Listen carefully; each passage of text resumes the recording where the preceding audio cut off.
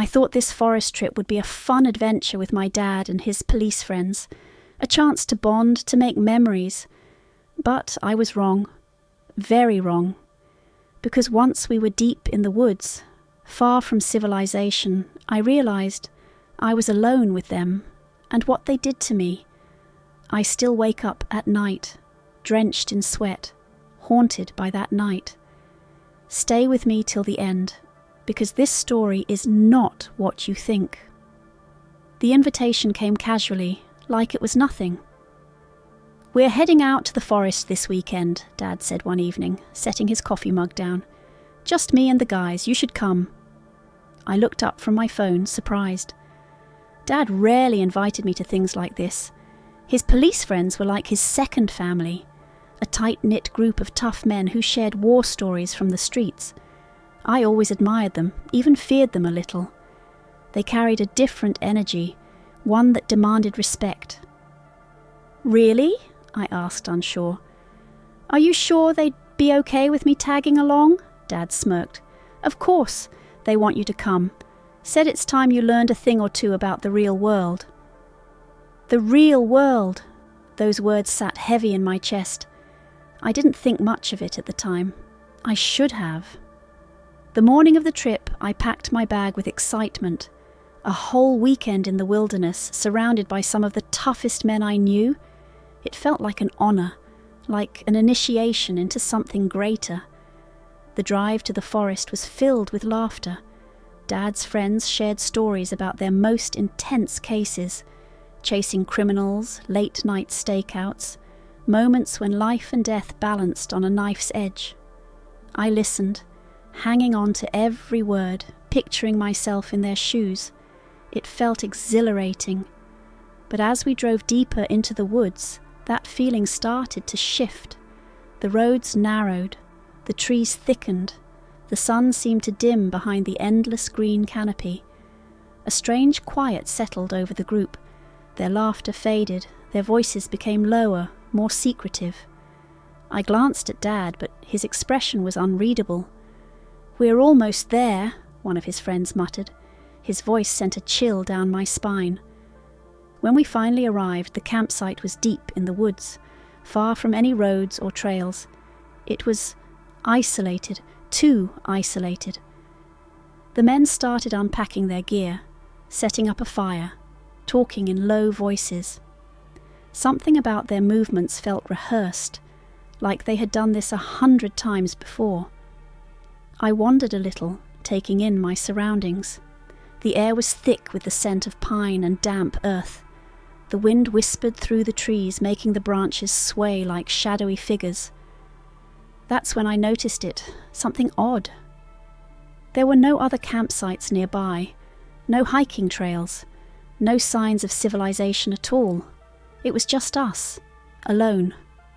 A strange unease crept over me, but I shook it off. I was overthinking, right? Then one of the men, a tall guy with a deep scar running down his cheek, walked up to me. He smiled, but it didn't reach his eyes. "You ever been tested, kid?" he asked. I frowned. "Tested," he chuckled, clapping a heavy hand on my shoulder. "Out here, away from the city, we find out what people are really made of." His grip lingered. My stomach twisted. Something told me this trip wasn't about bonding. It was something else, something I wasn't prepared for, and I had just walked right into it. The fire crackled, sending flickering shadows across the trees. The night had swallowed the last traces of sunlight, and the forest stretched endlessly around us, dark and quiet. Too quiet. Dad and his friends sat around the fire, talking in low voices. Their laughter was gone. Their energy had changed. There was something unnerving about the way they spoke, like they were discussing something they didn't want me to hear. I sat a little apart from them, trying to ignore the sinking feeling in my stomach. Maybe I was just imagining things. Maybe I was overthinking. Then one of them turned to me. "You scared of the dark, kid?" It was the man with the scar, the one who had asked me earlier if I had ever been tested. His eyes gleamed in the firelight. I forced a laugh. "No," he smirked. "Good, because out here, the dark is the least of your worries." The other men chuckled, a low, unsettling sound. I swallowed hard, glancing at Dad. He didn't say anything, just poked the fire with a stick, his face unreadable. Something about this felt wrong. I wanted to ask what they meant, but before I could, another man stood up. He was tall, broad-shouldered, his uniform jacket now slung over a log. He cracked his knuckles and nodded toward me. "Let's see what you got, kid." I frowned. "What do you mean?" Dad finally spoke, his voice calm but firm. "It's a test. Every man has to prove himself. And tonight, it's your turn." A cold shiver ran down my spine. "What kind of test?" I asked, trying to keep my voice steady. Scarface grinned. "A simple one. You just have to find your way back." I blinked. "Back where?" "The camp." I looked around. "I'm already at the camp." The men exchanged glances, then, before I could react, rough hands grabbed me. My heart leapt to my throat as they pulled a cloth over my eyes, plunging me into total darkness. I struggled. "Hey, what are you doing?" No one answered. I felt myself being spun around over and over until I lost all sense of direction. My head was spinning, my pulse hammering. Then, just as suddenly as it started, they let me go. The blindfold was yanked off. I stumbled, dizzy, blinking rapidly. The fire was gone. The tents were gone. The men were gone. I was alone. The forest loomed around me, silent and endless. Shadows stretched in every direction. My breath hitched. This wasn't a game. This was something else, and whatever it was, it had just begun. My breath came in sharp, uneven gasps as I turned in every direction, searching for them. But they were gone. The fire, the tents, everything had disappeared, swallowed by the darkness of the forest. I tried to calm myself, think. This was a test, right? A challenge. They were probably watching me, waiting to see how I handled it. But then, why did it feel so wrong? A chill ran down my spine as the wind rustled the leaves. The silence wasn't normal. The woods weren't just quiet, they were deathly still. No crickets, no owls, nothing. Then I heard it. A snap, somewhere behind me. I spun around so fast I nearly lost my balance. My heart pounded against my ribs. "Dad!" My voice was barely above a whisper. No response. Another crunch. This time closer, deliberate. Someone was there. I wasn't alone. My hands clenched into fists. Stay calm. If this was a test, I had to pass it. I had to prove I wasn't afraid, but I was. Deep down, something in my gut screamed that this wasn't just a game. Then a voice, low, almost amused. "Run!" Every muscle in my body froze. Run? I turned again, my pulse hammering so hard I could hear it in my ears. But there was no one. Just endless trees, stretching into the darkness. I swallowed hard. Then the voice came again, this time from a different direction. "Run!" And I did. I bolted through the trees, my feet pounding against the forest floor. Branches tore at my arms, my face, but I didn't care. I didn't stop. I didn't look back. But no matter how fast I ran, the footsteps followed. They weren't running. They were walking, slow, steady, like they knew I had nowhere to go. Terror clawed at my throat. My dad, his friends, where were they? Were they letting this happen? Were they doing this? I reached a clearing and stopped, chest heaving, sweat dripping down my back. I tried to listen, tried to hear where they were. Silence. Had I lost them? Then a whisper, right behind me. "Too slow!" I screamed. I whirled around, but there was no one there. My whole body trembled. My mind screamed at me to wake up, that this wasn't real, that I was imagining it. But I wasn't. because just ahead, standing between the trees, was a figure, watching me, not moving, not speaking, just watching. And in that moment, I knew this wasn't a test. This was something much, much worse. My entire body locked up. The figure stood just a few feet away, half hidden in the shadows of the trees. I couldn't see his face, but I felt his eyes on me, watching, waiting. My breathing turned shallow. My legs felt like they were sinking into the ground, refusing to move. Then he took a step forward, a single deliberate step. I stumbled backward, my heartbeat slamming against my ribs. "Who are you?" My voice cracked. No answer. Another step. The way he moved, slow, calculated. It wasn't normal. He wasn't running after me. He didn't need to. He was playing with me. Panic twisted inside me. I spun around and bolted in the opposite direction. My lungs burned as I ran through the thick trees, my hands trembling, my mind racing. I had to find Dad. I had to get out of here. Then a whistle, sharp, loud, echoing through the trees. I stopped dead in my tracks. I knew that sound. That was Dad's whistle, the one he used when he wanted to get my attention. Relief washed over me, but it lasted only a second before something terrifying crossed my mind. Why hadn't he come looking for me? Why had he just whistled? A cold realization settled in my stomach. He wasn't looking for me. He was signaling.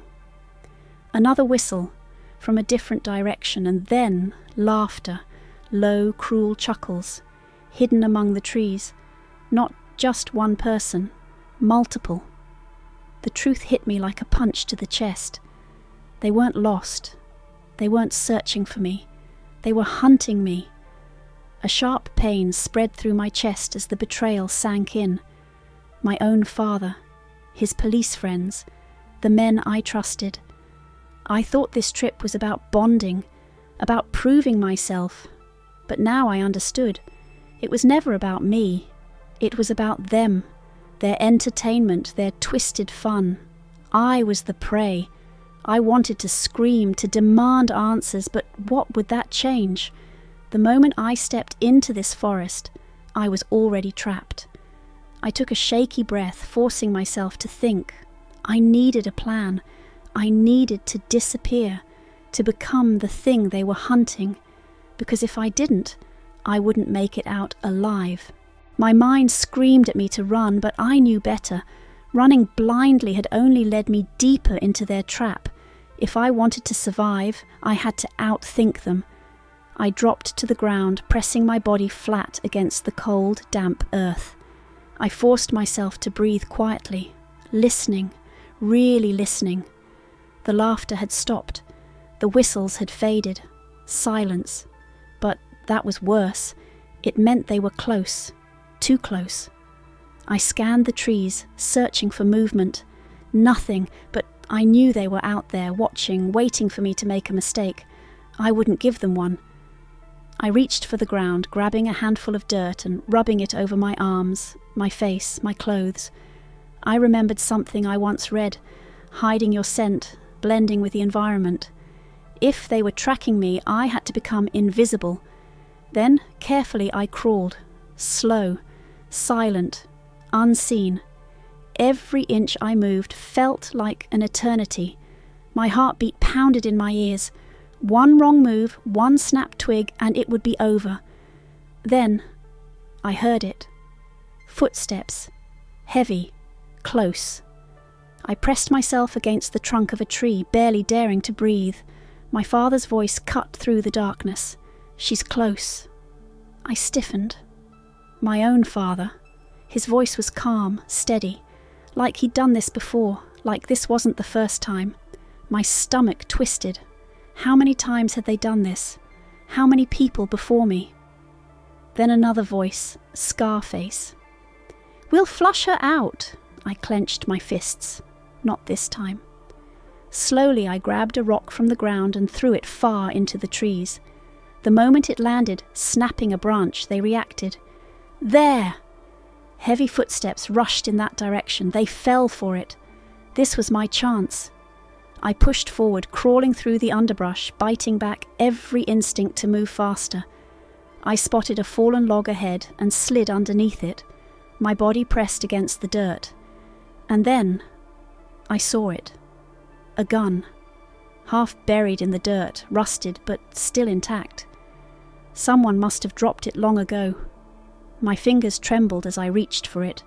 The weight was cold, heavy. I never wanted to hold a weapon, but tonight it wasn't a choice. The footsteps returned, closer this time. I gripped the gun and rose from my hiding spot, my heart hammering in my chest. I wasn't even sure if the gun would fire, but it didn't matter. I stepped into the open. The men stopped in their tracks. Dad's eyes met mine. For the first time I saw something in them I hadn't before, surprise. "You were supposed to run," he said, his voice unreadable. I tightened my grip on the gun. "And you were supposed to protect me." A tense silence stretched between us. Then the others moved. Too fast. I didn't hesitate. I pulled the trigger. The gun clicked. Empty. Scarface lunged at me, but I dodged, throwing the gun at his face. It gave me just enough time to grab a thick branch and swing hard. The impact sent him staggering. I didn't wait. I ran, not away, toward their truck. It was my only way out. My legs burned as I sprinted, adrenaline pushing me forward. They were right behind me, shouting, cursing. The truck came into view. The keys were still in the ignition. They were careless, too confident. I jumped in, slamming the door shut and twisting the key. The engine roared to life. Then, bang! A gunshot rang through the trees. The bullet shattered the side mirror. I didn't look back. I slammed my foot on the gas, the tires kicking up dirt as I sped down the narrow forest path. The trees blurred past me. My hands shook on the wheel, but I didn't stop. I didn't stop until I saw headlights in the distance, another car, a sign of civilization. I skidded to a stop, stumbling out of the truck, waving frantically. The driver, a camper, jumped out, startled. "Help me," I gasped. "Please." The last thing I saw before collapsing was the camper grabbing his phone, calling for help. Epilogue. The police arrived at sunrise. Not my father's police, real ones. They found the campsite, the footprints, the signs of struggle. But my father and his friends, gone, vanished into the forest. The story spread fast. A twisted game, hidden for years. No one knew how many victims there had been before me. But I was the one who got away, and I would make sure the world knew the truth. Not all nightmares end when you wake up. Watch till the end for more chilling stories like this.